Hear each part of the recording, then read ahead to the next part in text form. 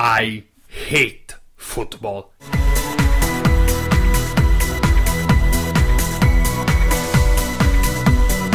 Yes, I'm Italian, but I fucking hate football. I hate most of the things that can turn a mass of people into a bunch of screaming zombies who suddenly forget about everything else around them, but I particularly despise football. Take the World Cup in Brazil. You heard what they did to their own population to build those stadiums that are now mostly useless. But the FIFA and the rest of the world turned a blind eye, like they're doing with Qatar, because World Cup!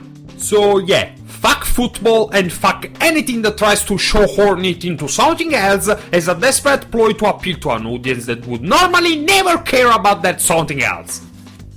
Why are you looking at me like that?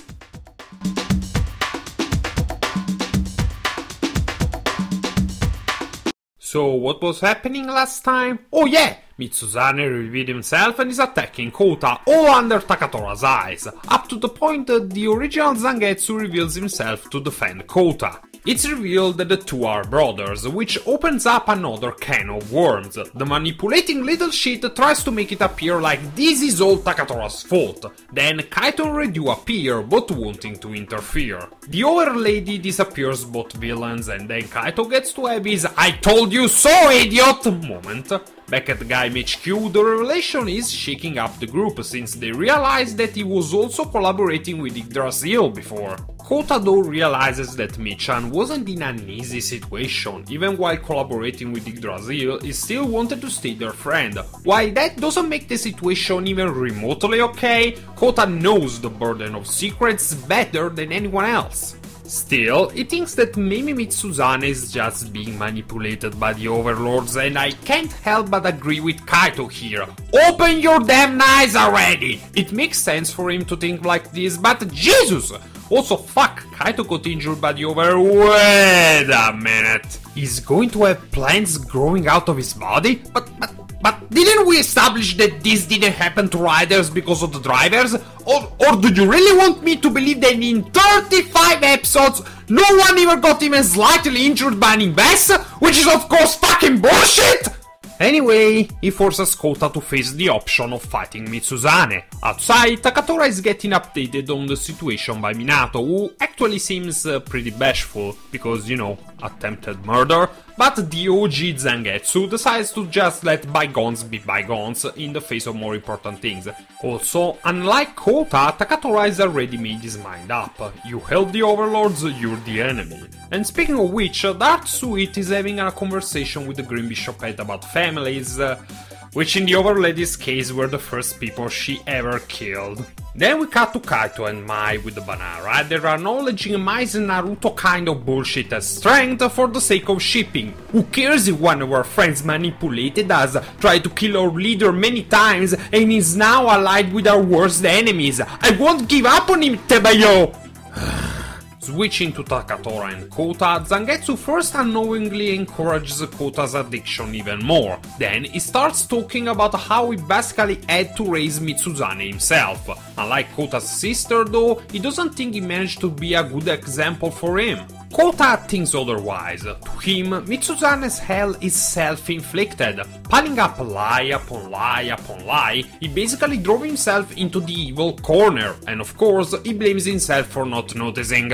Takatora though dismisses that accusation, thinking that had Kota been his brother, this would have never happened, which speaks wonders about Takatora's guilt, since Kota isn't less gullible than him. They're very similar underneath it all, but I guess he can't see that right now. To Takatora, what his brother has become is his own mess, a mess that he has to clean up with his old prototype driver. It's time to get awesome! The Gaim Alliance is getting ready to storm Yggdrasil Tower now that they managed to get all the survivors to a safe place, but Kota wonders where Takatora is, not having seen him anywhere lately. Minato makes it pretty evident that she knows where he is, and Kota runs after her, being worried about both brothers. Said brothers are meeting at the city pier, with Takatora intending on stopping Mitsuzane, realizing that he has acquired his worst qualities. Kota is now hurrying there too, but he finds his path blocked by Ryu, who doesn't want him to spoil such an entertaining duel. This makes Kota realize that, just like the Red Knight, the Green Bishop head needs a thorough ass-kicking. Sadly, the exchange only lasts a few seconds, after which we move to Melon vs Melon, OG Zangetsu vs fake Zangetsu, brother vs brother, complete with pre-battle philosophical one-liners. But again, only a few seconds. Afterwards, we switch to Kota and Ryu. The overlady confesses that it's also very amusing for her seeing Mitsuzane dig his own grave, which of course doesn't sit well with Kota. Zenith Arms time! After a few awesome blows, Ryu chooses flight, not before leaving Kota with a big hint about what exactly is happening to his body because of the Zenith Lock Seed.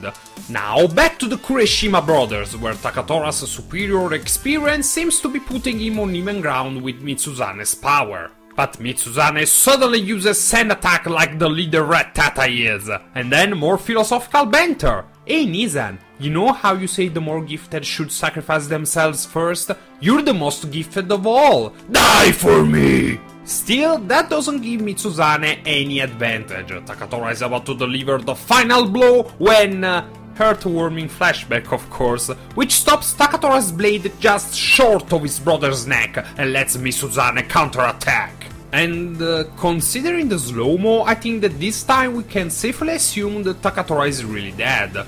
Or maybe not, nobody to say. Kota is still running, but it's far too late. Let's see how he reacts to what he discovers in episode 37. Except he gets attacked by an insectoid invest on his way there. After a brief battle using the lemon raiments, his enemy disappears, and then we cut to Kaito sitting on a bench worrying about that bullshit injury. Seriously, this is bullshit. As he does, he gets approached by Sagara, who pokes fun at him for how Kota is now leagues above him in terms of power, but the Banana Rider won't give up, so Sagara makes Kota appear out of a crack for him to fight?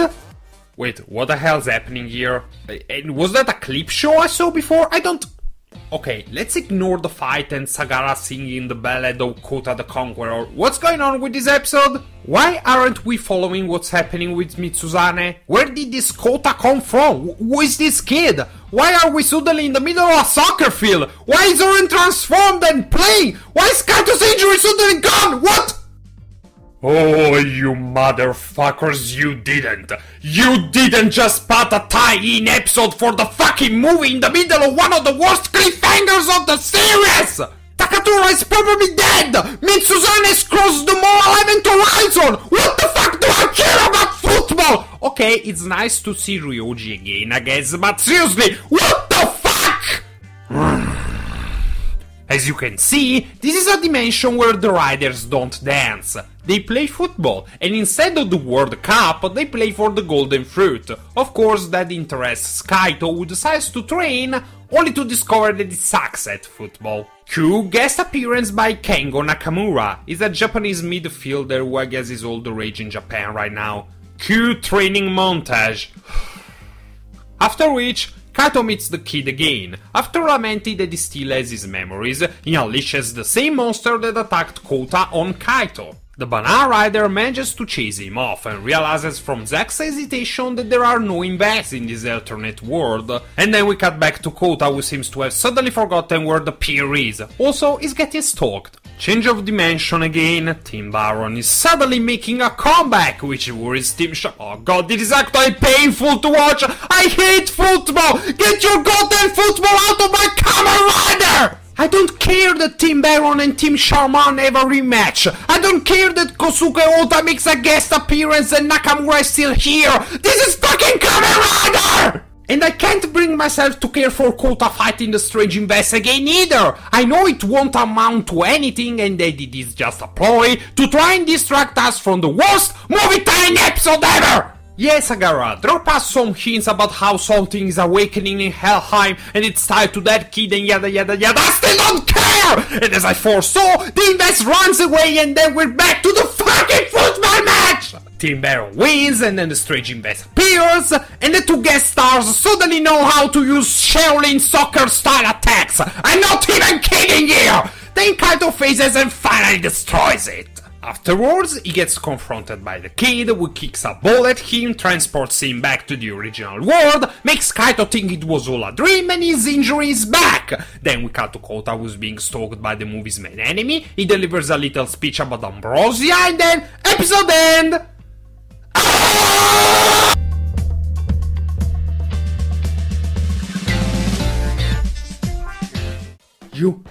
You don't do this. You don't fucking do this. You can't put a movie tie-in in between a fucking cliffhanger. Not like this. I mean, remember the Kikaider one? First, it chronologically took place 2 weeks before the interrupted cliffhanger, but most importantly, it was actually interesting, it was well written, and it served to make me curious about the movie, so it was fine. This just serves to infuriate me! It drags on the main story uselessly! It doesn't push anything, it doesn't solve anything, and since Kaito thinks it was all a dream, it doesn't add fucking anything!